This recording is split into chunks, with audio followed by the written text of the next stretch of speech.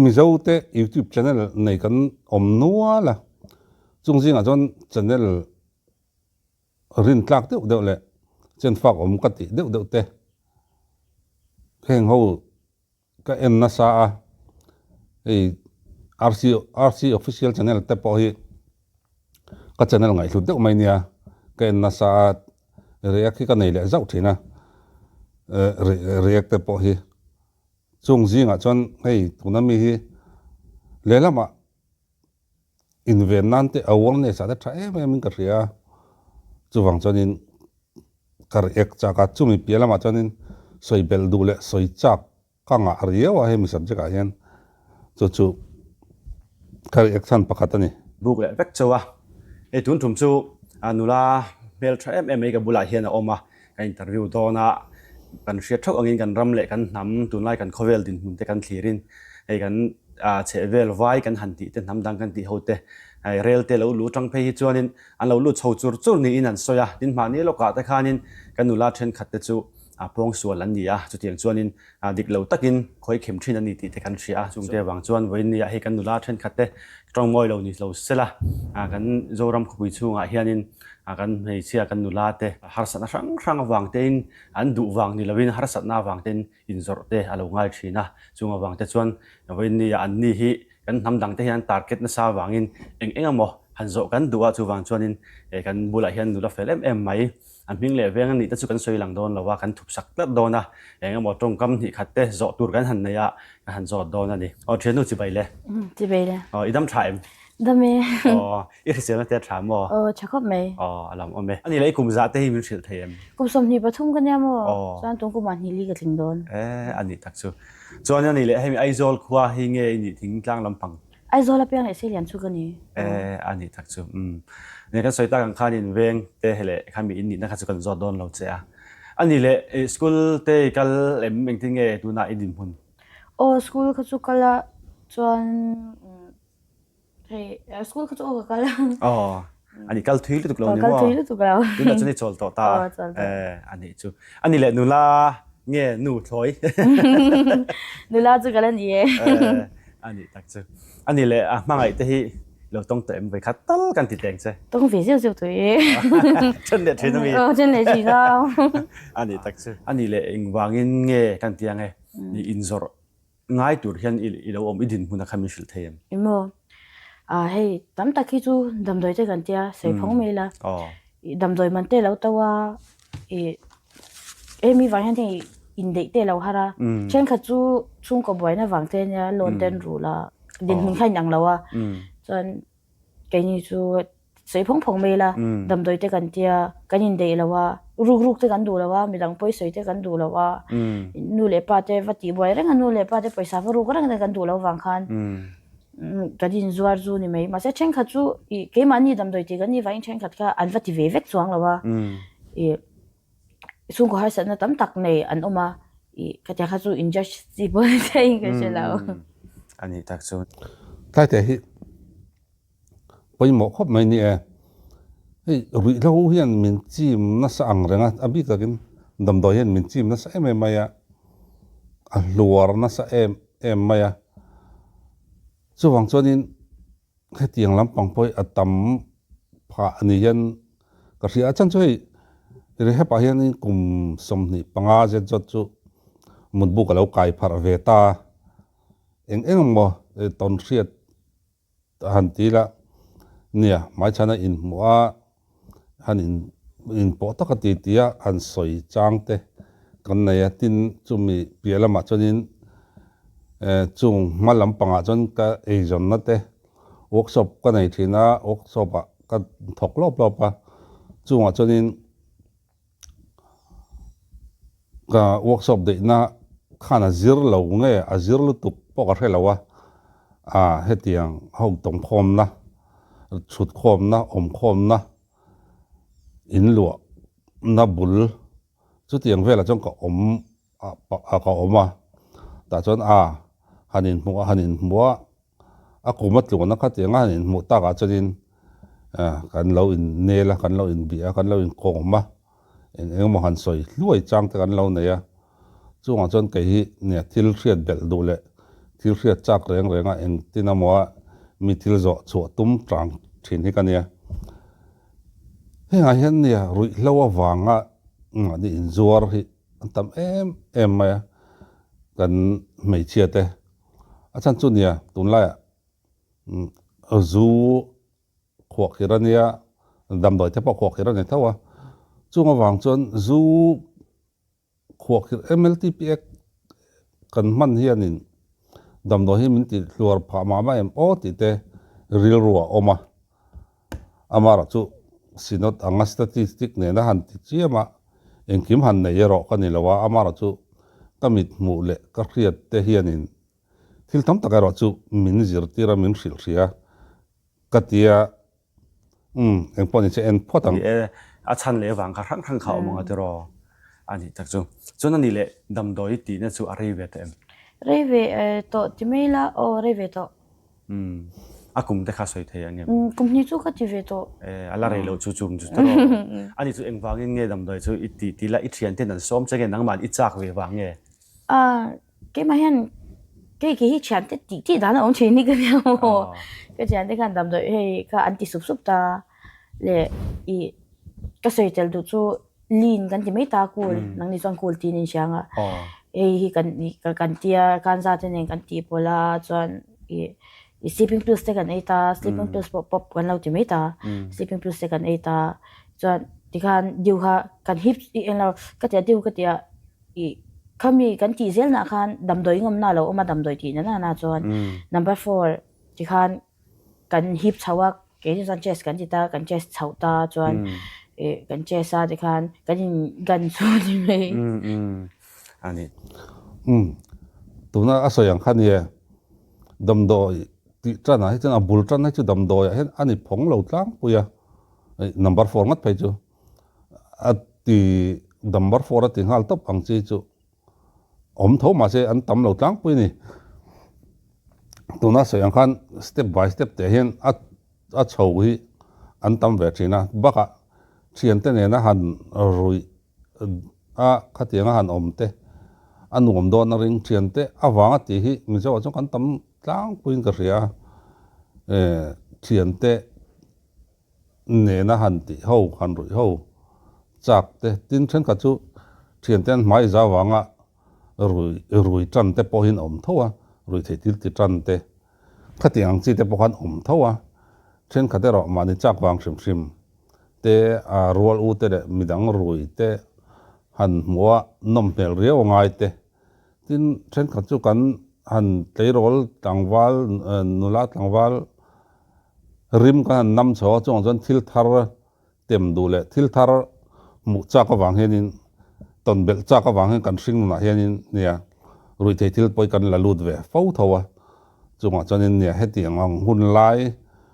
som pariat tu na pe chon som pariat poni to lo som panga som pani som pathum cho tang henin kan in ve na hetiang kong a point awareness kan nei na sat ngai khop mai ati te le a in zuar te an hian ei som pani lek in zuar ang chi te som pani som pathum cho in zuar ang ten tat lok to maya boi thak riau ne hetla hi chu rui thei thil ti pi alama tun lai khovela ne digital age kan oma mamo alo tama mamo alo punga khopu ya ompai chon phone te thom no te khatiang mamo awanga ne chu kwatle ma kan lo har chat de awang le kan du ang te kan nei theilo wanga mudan ol samjok nianga ya khatiang ti kha kan om nok bok ni so ani le atira chon in zuar ngal big lem lo wanga tro idam doi ti wang khan nge kum khat le ti ka ti hnuwa hey alo thei rang lo ta in chung lam tang te in chung bu wa te kan lo khoya ti khan lo thei rang lo ta in chung kan lo chep to ta kum khat le ti dam doi ka ti hnuwa kum khat le eng kheng za che ke che lo chu tiang ve la chu chuan in ke in zuar nani chu ti chu dam doi ti nu fe a in chung te nge yang in chung te in roka antila thil engkim rem te in shala kha khana dai to si lo ta kha chuan ti khan in zor lo ngai ta ti ani mo ani chu ani le dam doi hi tun la ya tamem mkhima imo ka a chang chuan a tama chang chuan tlema ma se tun la din huna tak chuan a tlem kho me dam doi a chen chu wai me te an oma wai me chu sei la uzet te zone te anon chhuak zelta heng ho hian man la thalu tu ka mo dam do hi chu a ma ngai to chon atlem lu tuk in du ang mu a harani mo mu har lu tuk a chang chon awang thei lu tuk an ni chu in zon ve pak je te ngai thu don kan zong na se thei ei social media mana tam ti khati chu ang son dam doi tamang kan ti angot thi chu ani lo deuh mel ani an ni tak chu chon ani le azuarang chi hi aizol ko puchung bi ka kan tiang e mun dang atang chon khoi pot lo ni se an tam em initiate azwar po hin tam timi alo zwar pon tam ti lawin an zuar ve ti na ni mo ani le nang mani azuar zong khani kho sa thin em ke ni chon ate hianin kan khoi mo a hong chong kan khoi lo ta ate hian kan zwar ve ya an ve ya chiang se chu mani in tun nun ve nan angai ve mo kal chat ei zana inzora inzor man lo chang te kan lo ne kan lo chaw ve chwa pe lo chang te kan lo ne a khatia ka chon ka in pe pung ve sum hu dan tur khatro zum ve zel khanga ya ani thak chu chonin ani le khala khanin il han lok ti top le lok ne hetlai he ru ti ti ran ti ngor an ti char mai chon hei Mizorama kan million le hausa milar de fate mi hausa de fate hausa ka wanga lar ang chi fate damdoi ti kan munuala kan renuala hengte pohinia chung ko hausa Mizoram anga chon hausa ka wanga lar te nia chung te po chu an rui ngar damdoi han ti ngar mai hi chonin chung ko nei hian atlin seng big lo han ti la kan in pek thai hian atlin seng big lo wa nu le pa te podan perang tawa ma se chung chu an du ko atlin seng lo ma ni gas bur ron puchok ta lob mi hau safa ma ni thutleng thutlai ron phur chok ta lob ang chi te po hi mu dorin om tho ni mi pa po hian chu tiang ani awang chonin nia me chetan hi chonin summu na ol samjok ani a enga mo thlem na an lo to ve zel pe chonin ol sam don hen ka khria chu wang chon nia kan nau te mo kan farnu te mo kan fa te mo kan tu te mo po ni se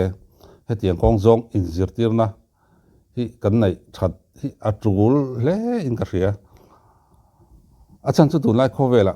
engkim kan mu in kan eng lo thei to kan hre theya smartphone kan hum bunga khovel kan hum kan kuta kan du lai la kan met chok theya tun lai no pang tam tak kumre kum kwa ti ve lek ho thiam ang phai kan thiam lo lek to jok ma nia chu tiang khop chunin no pang podang khoi thiama chu wang chunin engkim hi me cho thei sia youtube kan en du zong te a po hian nia film khur ngai ka ria then khat line anu panun lampang lo chiar ta lob la youtube kan om le thin box sin an hen a boi thak khop mai hetlai chu inzirtira ne tilautura inzirtir po athai lo na chen hi oma chan chu kan kuta an keng vung hlom mai sia chu wang chunin a inzirtir na lama hian tran kan lak hle ngai ka ria keini generation hi chu kan van duaya awareness ti lampang hi keini no pan lai chon a om lem lo kan awareness don le kan awareness mu chon chu ti su kha khai ti den ka vuang je ti kha kan awareness nei chun kha ni maya amaro chu pathian khongai na zara tun hun ni kan theng theya tun hun ai chon khovel lo chang kang to engkim kan ton hriat le kan thil hriat alo tam to a tin inzirtir na lampang te kan lo khretiam to a inzirtir na te chung ko in en kol dan te le engkim mai hi soite inzirtir te inhril te khatiang kha tam to chu wang chon heng te hi kanin he tiang lama hian nu le pa te bo kanin thlir zaw kanin hoi zaw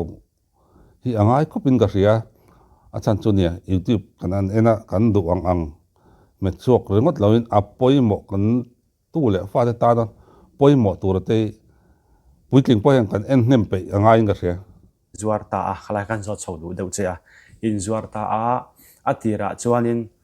i hre ve matira ngen yang hai in zor tan tir lai te kha kan zot teng che o i ka in zor tan tir ka za she om ka ti thei lu tu ka mo he ki ma hi hey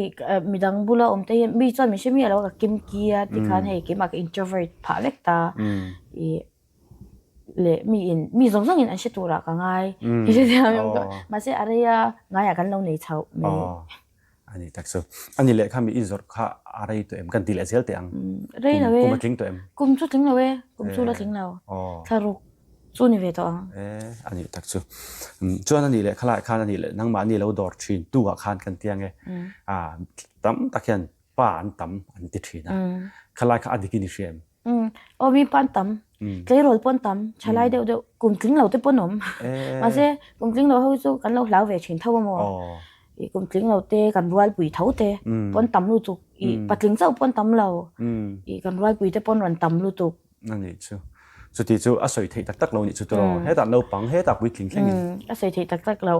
ani chu ani le akum upat lama khan kum som ruk som sari ang chi te khan om ve thinen om ve hey upa ang te po zai mai lo se upa ang te po rồiฉันupa ang te po an ve noอันนี้ส่วนนี้เลยอันนั้นปังละมาคันโมเองจะคุมเองจะเวลเงี้ยนี่เทียงคุมสอบปังอาที่ยังเวลเตนี่เทียงคุมสอบปังอาคุมสอบปังอาเอ็มสุดนี่ละเว้คุมสอบภาษาริสชาวเวลคุมสอบปริยัติลิงตูรังเวลเตส่วนอารมณ์ตั้มอัตตัมพอลที่จุคุมสอบนี่ปัดลีจังอาคุมสอบรุกอิงการที่นอนตั้มครบไหมอันนี้นอกจากนั้นใบบุลาปกันหัวซุ่มโดนนะอุปเดวไม่เห็นเนี่ยเนี่ยเฮ้ยจุเองที่กามายังกันติเรมเที่ยอะไรน้อมหลวะกันติเรมบกหลวงอ่ะที่เตียงอะไรมีอะไรน้อมหลวะอาไม่รอจุเนี่ยกันใส่ตัวกันเองที่มาเห็นกันอินซิร์ที่น่าสัตย์ยังไงอ่ะที่รู้ทะเลอันนี้เตะที่จูที่ลินอ่างห้องเที่ยเลยที่เชื่อจอกอัตเลนเที่ยเตะอินสิลเซียดเนี่ยเตะให้เตียงอ่างซงอ่ะช่วงกัวพอเห็นจันกันลากะอัดชัดเหล่าเสียเตะอ่างห้องปล่อยเตะเสียเตะกันยังสิลเซียดเด็กเด็กที่ปล่อยหมดเลยอันนี้จนนั่นนี่แหละช่วงโฮจิงอ่ะจนนั่นนี่แหละข้ากันหันโซยาอีป้าอันตามกันติดหินตานี่ป้าอันนี่แหละนี่เราข้าอีเฮ้ยเก็บปอปัดทิ้งกันเนี่ยข้าหลายข้านี่ตามตะเคียนนั้นเราใส่เจียงเดินแต่อุ่นติดหินนั่นนี่ป้าอันนี่แหละนี่เราใครดิ้งเงี้ยเสียแต่ยังข้าหลายอันมันนี่นั่นสวยไม่ใช่หรอเฮ้ยอีมันนี่วัดจีบไปชุ่มซ้ำกันต้องจ้องหรอวะอันสวยที่คันนี่กันจีบไปชุ่มซ้ำเลี้ยงจ้องหรอวันมันนี่เป็นไม่ใช่ชุ่มซ้ำเลี้ยงจ้องหรอวะมั้งอันนี้ส่วนอันนี้นะคะสวยแบบป๊อปไม่เนี่ยมั้งสวยแบบป๊อปอันนั้นรู้ตัวชินเสียมั้งอันนี้ส่วนเช่นจุดหลังวัลเตปอันนี้ยังอัตโรเบลนู่นนี่เตปนี่ยังไงเบลนี่เตปนี่อันนี้ส่วนอันนี้แหละการจอดตบไตละมวยเรานี่เราเสละอันนี้แหละจันขัดเฮียนเฮ้ยสวยที่ยังจีเตข้าอมตานี่ตรอสวยข้าเองทิ้งเงสวยข้าเองอมเสียติดเลยข้าก็สู่อารมณ์จางๆอินว่าเองยังอมพิลชินที่นั่งเงนี่ข้าเองจะอินเงนี่ที่ไรค่ะอิงเราสวยอย่างที่จู่กักเล่นเราโม่กังกัลดันชินข้างไปจู่วันช็อตอินเนี่ยวันช็อตที่สังทุมันนี่ตาจน20 minutesนี่ตาเฮ้ย time ข้ากังเข้าเวจนอีสวยยังไงจวนนี้กันตรงเวียมาเซมิสอมเตจวนเลยอีเช่นค่ะที่จวนโฮมสเตย์แคร์เตโฮเทลแคร์เดนดูตาสวยยังไงปุ๊จวนเช่นค่ะที่จวนเอาท์ดอร์เริ่มสร้างลายยังไงเฮ้ยอันที่นั้นอีหุ่นฟ้าเดือดเล็กยังไงหุ่นจู่เฮ้ยสวยเลยหุ่นฟ้าเดือดเล็กยังไงกันกะลาที่คันอันที่ไม่เซลมาเซโฮมสเตย์ที่เวลเตโฮเทลที่เวลเตฮีสวยยังไงปุ่นกันหัวอันนี้ชูนินดูนั่งมั่งนั่งมานี่พอนินดูจกเบรังชุดรอขลายเริ่มจางเลยเริ่มจางแล้ววะบุญบำเพ็ญไอส่วนตรออันนี้ชูส่วนนั้นนี่แหละอีข้าที่นั้นจันขัดตบวัดชัววารีอังวังแต่ข้าองเดิมข้าที่นั้นก็จะเสียงข้าที่งั้นกัลชินะมั้งอาจารย์จังกันกลมเวียสังเรียกเต้นกันกลมเวียมั้งข้าที่นั้นก็จะมาเสกันต้องเน้นวักเราก็ไม่ใช่ต้องฟูเลยใช่ที่จะอมชินตอนฟูข้าปุยหมอนี่มั้งจูข้าปุยหมออันนี้แหละข้างเขาจริงๆคันโมน้ำดังวันนี้กันหันตะวิวชันขัดคันนี่ตานี่เรียลเตเรารู้ชาวตัวน้ำดังเราปุ่งไม่นี่วายน้ำดังกันที่ยังสิวายแค่เราเตปอันนี้ยังกันอีนอร์ดิสลำปังมี na galan ti kan ti ang chi lampung te poni mai the kha ti ang chi nam dang ang shim shim mi zo ni lo kha an lo pung em dor tu chau an tam em I vai bi ga hen sei tai la story sau hi result ma vai ho hi chun ngam tlom ta ma se story sau bi ga hi chuan jak ingan kal ve de u sia tha sum pon lo nga ta o anon tam ve chin zan tin de choi chon long kal ve chin story sanga hianin I he kan riak na sa ve sa su paisa non nga chin mo an ngam hoi bo ga to ngam hai bo I lo chiak to do thin em ni le ai chiar to chuang lo we kan ret pa ngai ngang kal me hi ni rel lo lu ti a tha ne changkan na ma son na khoi a po azon na tu tam pon azon na min pe chu ni de ber hi a amara chu nia chung lai a chunin ka soi tong kan eng ki ma hianin ni mi zote chung ko in kai roina hi le injir tir na hi le lama tla cham de mai hi kan nia ti su ka huang che ti ro khat mi ti chon tiang khat tiang ti chonin khoma ka dang che ti ang kha ha kan awareness ani awang le khatiang ringut da chung ko en kol top anga hi kan tam maya chuwang chonin thil hi mungmal zokin thil athat lo dante ka soi tong kan hemi iti chon tia angong thei dante hetiang hi ni khwa kan hriat thei tira tanga kanin hriat hi angai na sa hle inga ria thil rui thei thil kan ti ani mo no chi zo na lama kan local time ani point chung chu athat lo dante chung chu angong thei dante chung ko angong thei dante chung ko in lai chin na hong chet thei dante khatiang ang ne wate kha injir ti rila in shil khrenemi la chu chon tam takin ma aso kan son zo ko me ti te karil ruwa oma chan chu nia mi zo te kan te tanga ne kan pi le pu te tanga thil injir tir na hi kan nga lo maya maro chu kan pi le pu te huna chonin ti lo tur hawal upa le zolbuka anin zirtir thina anin fuina le anin silna te pom ani thina khatiang kan zolbuka tuna chon kan riak khom to lowa mani du dan danin kan khosa tlang puya mani room te khosa kan ni towa chunga chon engkim mai hi kan computer le kan phone atang kan met chuak zong box ya engkim kan muwa ton chak kan lo ko ni ko kan lo khra chaw kum som pathum som pali kan ni chawa ni ko kan ria thil thar ton chak nunina thil thar ton chak hun lai chawa kan cheng chawa chunga chon zirtir na te thil hril fia na te kan ngai wang lai hun chong ani ta tu nai chon chu wang chonin hetiang ayan chung ko in kom ngei te in po taka thil soi khom ngam tur khopa chung ko kan in po a chu tiang tura nu le pa te po chuan nu le pa te po hian tran kan laka chung ko hi kan en kol hi angai tak meu to hei hetiang ani zel chonin kan ram hi ne thil tam takin min la ram bo ma chang kan nain min la ron chi ma chunga chonin rui thei thil po hi arem mo em maya avan po le atawa azor tu ta na hlok le box ya chung lai kara te chonin arem mo em don ani chumi piala ma chon thila chang kang chawa mamo le du kan lo nga chau zela chunga te po chonin kan faten engen mamo engen du ti te kan ngai to chian anga in ka ria tin chumi piala ma chonin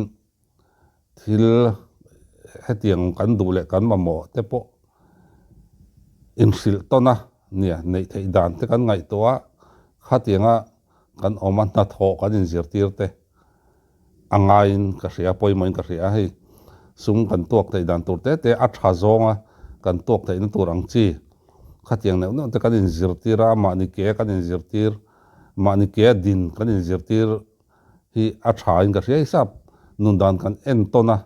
amara chu a thalai deu mai kalsan dai kan chinga chan chu kum khung america te chonin kum som pathum an ni train an tho thei ang tok le sarkar na phalang to ka na in hlo thei ta khát tiếng à tết khăn anh in lộ chầu biết biết cái khăn bồi sản lâu cô la mà ni in thì khăn mà ni kia đi nắn lâu zir chầu à khát tiếng ang tết bộ khát nè sab nun dan có thang nun dan kan en ton ta sa khát tiếng at halai te khalaka khát tiếng kum som pariat ni phejan mà ni kia ding thei tur khopa in en kol thei tura kan in zir tiri at tha in ka ria an thom no te an ei le in te an khosak dan ai an nun phung an lifestyle kan en ton ringot amai hi chu apoi hi ka tia a thalai ber mani ke ding thei tura an lo in cher chho dan thinang ate an lo in zil dan te an lo in hril dan te hetiang zong hi in zir tir ta zokila an nun dan le an thil ti dan kan la ta sa heng hi kan ram tan kan nam tan chang kan na apo chok zo ko mange ti te karil ro oma chu tiang tur chonin ne chung ko kanin po te nu le pa ten kan fa te ne na kan in kara in zom na thazok in po na thazok kan siam sau hi anga in ka ria nu le pa le fa te kan in zom lo lu to ka kan in po lo lu to ka thil soi le hanin khom te hi kan nei tlem lu to ka ani na taka jan mi zau chu heng hianin ra du om lo hi a chu ve fo thin ani kan video sei don lu to ka soi tu yang rang sei ka line le ka ve em thin ania e thil pakat lok kan soi le du chu hetiang ks kan ti te nia le lama kan musit ngota musit ringot hi kan ti tur ani lo wa chom doli kan ti tur ani ti hi ka ril ro hen om tira chan chu engwang nge mi patam tak hi me chia ni taila hetiang ang din muna ding tur hi kan tam ani na taka chonin chu mi piala ma chon nia hei tuna kan farnu te po rui thei thil ti wangin sum har satna wangin manin lo in zora chu mi piala ma chonin hei keiman ka hriat ngei po chu workshop ka nei laia ka englo lai chonin papakhat ka kom ve thin tlai lama hin chu ti lai chon zu in zau ka chinga tlai lama hian zu kan in dun thina chu chuan a soita lom a fa du hlir pali na ya an fel an mel thalom em le ngala a fa te chu chuan min hril chu ke chu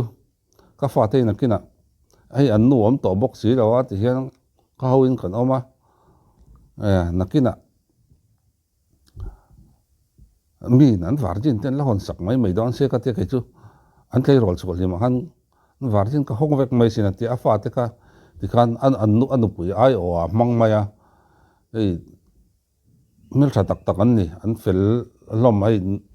an nun phunga hrim cha amaro chu no pan te ta tang khatinga khoi poi an lo ni wang khanin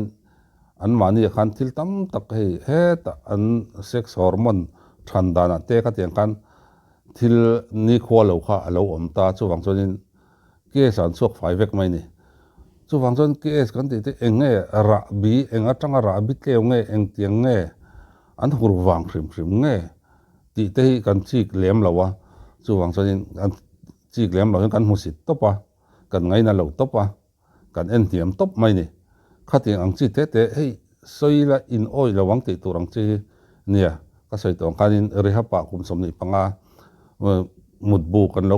kuwa i phar ve to chung a chonin ton te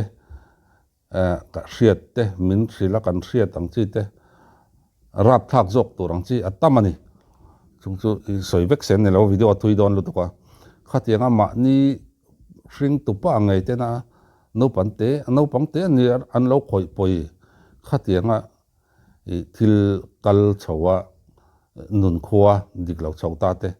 kan om nok bokani chu wang chon henga hianin eng hi nge heng hian an ra bitleu tan na ti po ngai tua lo hian kan tong pong ten ngota kan tong pong hot thina nun kan piang thar lo ni chon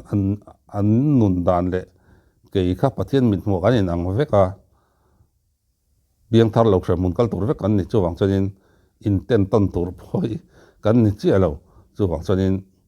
kan thei nang to ka in dom kang tur kan ni a chu wang chonin pathiana chon engkim ti thei lo om lo a pathiana tangin ti thei veka mi khring ana ti thei lo kan ngai hi pathian tan chuan ti thei lo pakhat ma om lo wa bible a pok an muwa mi khring ana ti ru lo chu pathian tan ti lo ru lo ni si lo ti a chu wang chuanin pathian ne na kan tron chuan engkim hi ati thei thina minun tleu lu to kan ni pan pathian atang chuan engkim hi chan chu thei lo le pathian hen throi tlen thei lo anong ngai lo ni ti kha kan sei du ni hei afulin lo vai en ula chan chu inzirna turte til hria tur tam tak oma description hi link ka da lo va endon ne tun tan chon hun man no vek ule